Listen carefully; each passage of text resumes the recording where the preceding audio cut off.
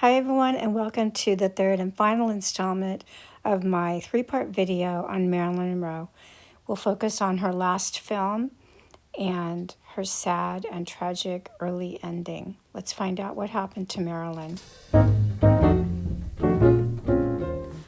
Because of her lateness and her unprofessional behavior, she caused that movie to go $500,000 in debt and overruns. And yet, there it is, shining example of one of the most beautiful comedies that she'd ever made. It grossed a phenomenal amount of money at the box office. It was phenomenally successful. She was once again on top, once again on the top of her game. She did have another miscarriage during the filming of Some Like It Hot. There was these rumors that it was Tony Coder's. I think he started these rumors that it was actually his child, that she had miscarried. Who knows? Who cares, you know? Poor Marilyn couldn't either seem to get it together, stay off the booze and the pills. And so this was one of the main reasons that she kept having miscarriages. She simply didn't, her body wasn't capable of carrying a pregnancy to term. And that's sad because I believe that she wanted to be a mother. Would she have been a good mother? That's another question entirely, isn't it? Would she have been a good mother? Was she capable of mothering a child? Would that have changed her? I don't know. Billy Wilder threw a big wrap party at his mansion. He did not invite Marilyn Monroe to this wrap party. She was extremely hurt by this. His wife felt that Marilyn Monroe drove him to drink and drove him to do very self-destructive things, and this is one of the reasons she didn't want her at the wrap party, even though Marilyn Monroe pretty much makes that film. If she hadn't been in it, I don't think it would have been the success that it was. Okay, so let's talk a little bit about Let's Make Love, the film that she made after the Some Like It Hot. Not nearly as great a film. In fact, it was a pretty dismal film. Marilyn became very reckless in her behavior. She began an affair with Isa Montan, her co-star, right under the nose of his wife, Simone Signoret, the actress, the beautiful French actress Simone Signoret. Apparently the wife accepted this because, French, I guess. But Arthur Miller had retreated to New York because he was busy putting the final touches on a screenplay that he was writing specifically for her. And the screenplay was, of course, The Misfits. This would be her final film. But he was unaware of this passion and affair that was going on that everyone else seemed to know about. And so Marilyn behaving badly, she showed up on set significantly heavier looking or bloated looking. She was continuing to drink too much. She was continuing to take pills. And so creative camera angles had to be figured out to disguise the weight gain. And I'm not even sure if it was actual weight gain. I think it was mostly just bloat because she was not healthy at this point, either mentally or physically. And the movie, it flopped at the box office. The affair with Yves Montand ended as soon as the movie ended. I think he dumped her. And the movie flopped. That was the first time the Marilyn magic didn't happen in a long time. So, people began to wonder if she was getting too old. She's, approaching 30-something. So, people began to wonder, is this the end of our Marilyn Monroe? And then Arthur Miller to the rescue. He comes here. The great playwright has written a screenplay specifically for his wife. We are talking about The Misfits, of course. The Misfits is such a perfect swan song for Marilyn's career. But it wouldn't just be her swan song. It would also be one of her co-stars' swan song, Clark Gable. That's right, Clark Gable, the man she had a massive crush on when she was a child, whom she fantasized was secretly her father. She was finally getting this co-star with her matinee idol, Clark Gable. So, The Misfits was an amazing film. Arthur Miller wrote a very, very powerful script about a woman trying to get a divorce in Reno who feels lonely and dejected and meets a cowboy in a bar and falls for him super hard and doesn't realize how cruel he is and doesn't really realize how cruel the world can be. So this was a perfect role for the woman child whom everybody wanted to protect. She was vulnerable, sad, touching, and beautiful in this film. But the production, holy moly, it was a disaster. The director, whom everybody knew was a dysfunctional alcoholic himself, of course I'm talking about John Huston, a character unto himself, okay? Marilyn didn't have a break when she went into filming The Misfits. She'd just gotten off of filming Let's Make Love. She began her customary lateness, tardiness, never going to the set on time. At one point, she literally had a complete and total nervous breakdown and had to go to a sanatorium for a few weeks. This delayed production.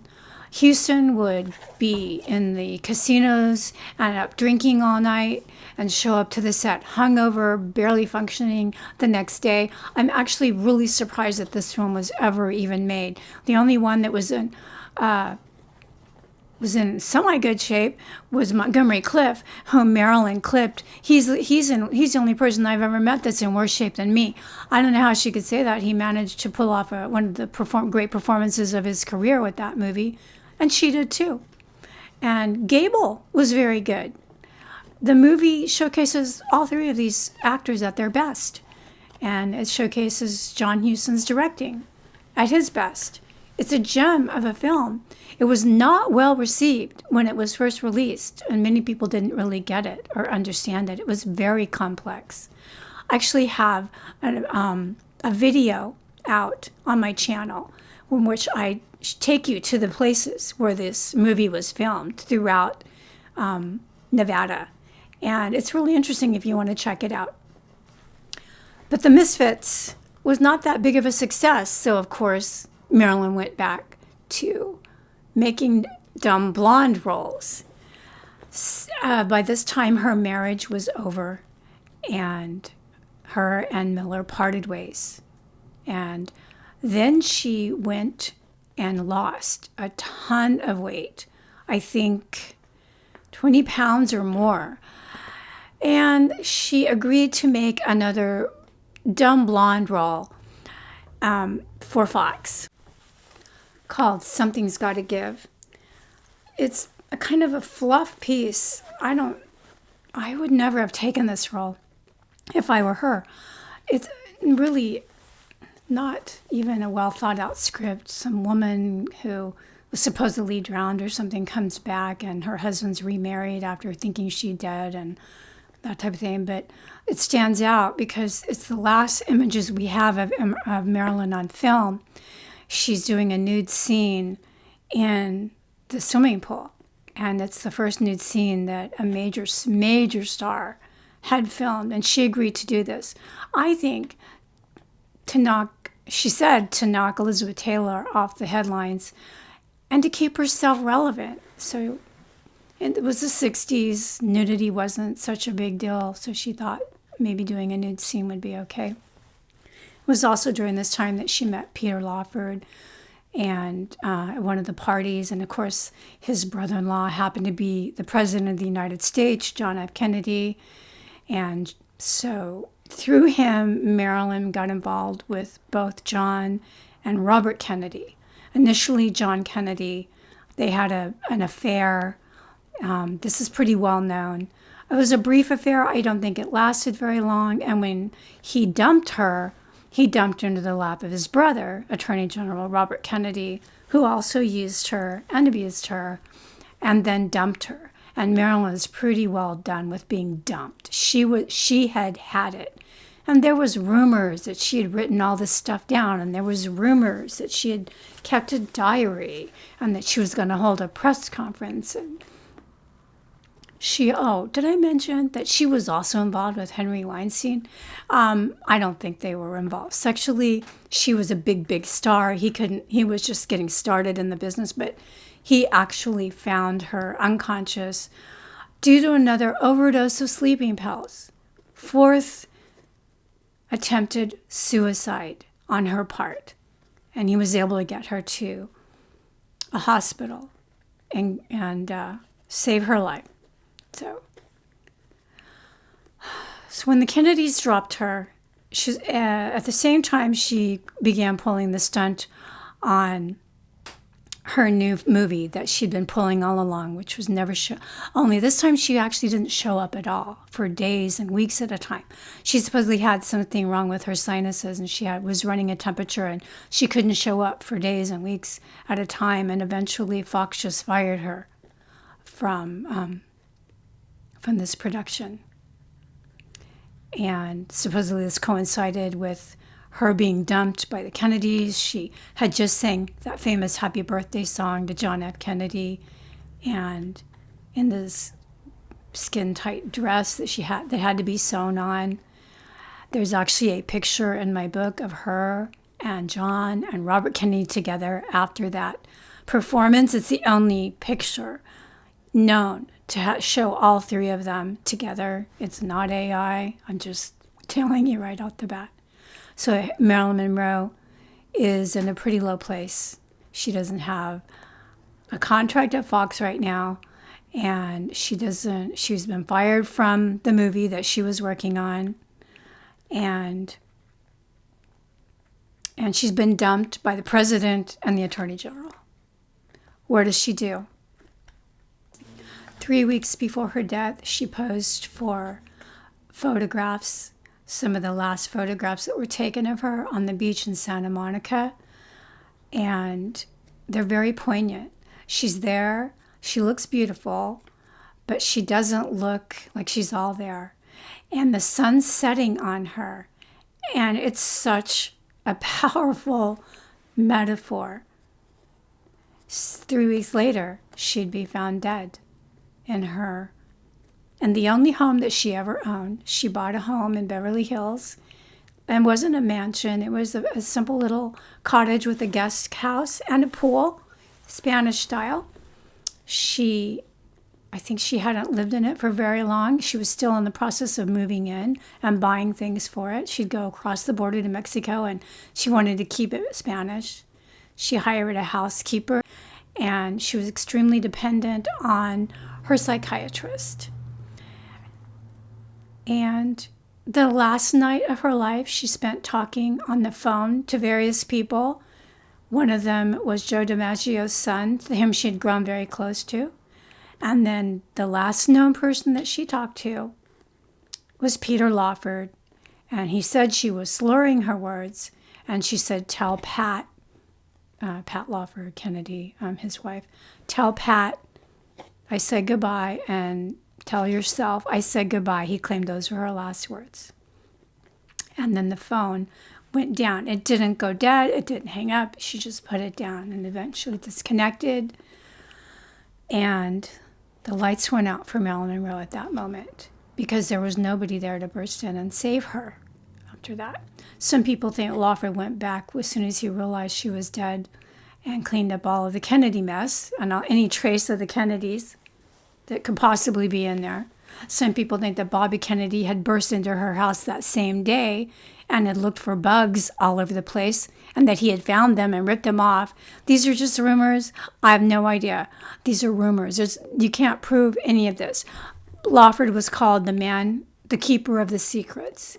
He only he knows. He took that secret to his grave. He's in my book too, by the way. He's in my second book, Tragic Hollywood, Beautiful, Glamorous, and Still Dead, okay? Because he's a piece of work. But Marilyn Monroe would be found dead early the next morning, and I'm talking like 2 o'clock or something like that, by her psychiatrist and her housekeeper. And that's it for Marilyn Monroe. Do I believe the Kennedys killed her? No, I do not. The woman had 4 previous suicide attempts. Do I believe it was suicide? Probably not. I believe that she took an accidental overdose because she was bound to take an accidental overdose eventually. And because of the way she was headed. I think she had 2 eggs and a bunch of champagne in her refrigerator the night she died. She was barely eating anything. and she was popping pills and drinking all day and all night. He was going to catch up with you. She's 36. She wasn't 20 anymore. Does it even matter? Because, in the end, we don't have Marilyn. We don't have aging Marilyn. Is that the way she would have wanted it? Maybe. She's forever beautiful, forever young, like Princess Diana. There's not any ugly pictures of her as an old lady or as an old fat lady or whatever. She's forever young. An icon for the ages. She's become even more popular and even more famous in the years ensuing her death than she was when she was at her height. The goddess of Hollywood. Macy's put out a line of clothing to appeal to teenagers that was based on Marilyn. That says a lot about her appeal. All these years, all these decades later, we're still talking about Marilyn. There are still books being written about Marilyn. There's still biographies being put out about Marilyn. There's still movies being made about Marilyn. R.I.P. to Marilyn Monroe. She's in my book. Tragic Hollywood, Beautiful, Glamorous, and Dead. Thank you so much for joining me this week. I hope you enjoyed the video, and I will see you next week.